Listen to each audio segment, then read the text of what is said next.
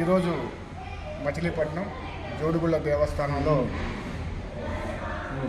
అన్నదాన కార్యక్రమాన్ని ఏర్పాటు చేశారు. ముఖ్యంగా ఈ జోడుగుళ్ళు చాలా విశిష్టత కలిగినటువంటి దేవాలయం. గత 250 సంవత్సరాల క్రితమే జోడుగుళ్ళు ఇక్కడ భక్తుల యొక్క ప్రాధాన్యతను సంతరించుకుని ఉంది. ఎందుకంటే ఎక్కడా కూడా వెంకటేశ్వర స్వామి ఈశ్వరుడు కలిసి ఉన్నటువంటి దేవాలయాలు మచిలీపట్నంలో ఎక్కడా లేవు. ఇక్కడ మాత్రమే, మన మచిలీపట్నంలో మాత్రమే ఈ జోడుగుళ్ళు అనే దేవాలయాలు ఇద్దరు స్వాములు కూడా వెలిసి ఉండటం. మరి కార్తీక మాసం తొలి రోజు నుంచి కూడా ఇక్కడ అనేకమైనటువంటి స్వామివారి యొక్క కార్యక్రమాలు జరిగినాయి. ముందుగా జ్వాలాతోరణం, ఆ తర్వాత లక్ష బిల్వార్చన, శివ కళ్యాణంతో పాటు ఈరోజు అన్నదాన కార్యక్రమాన్ని ఏర్పాటు చేశారు.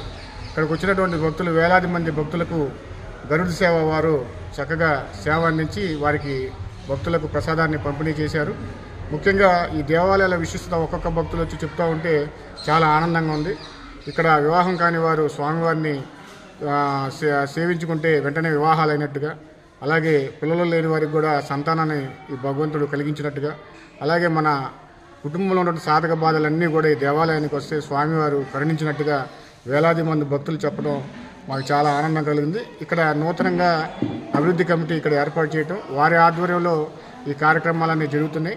ముఖ్యంగా జోడుగుళ్ళ అభివృద్ధికి, అలాగే జోడుగుళ్ళ యొక్క విశిష్టత తెలుసుకోవడానికి మచిలీపట్నం ప్రజలందరూ కూడా జోడుగుళ్ళను ఒకసారి దర్శించాలి.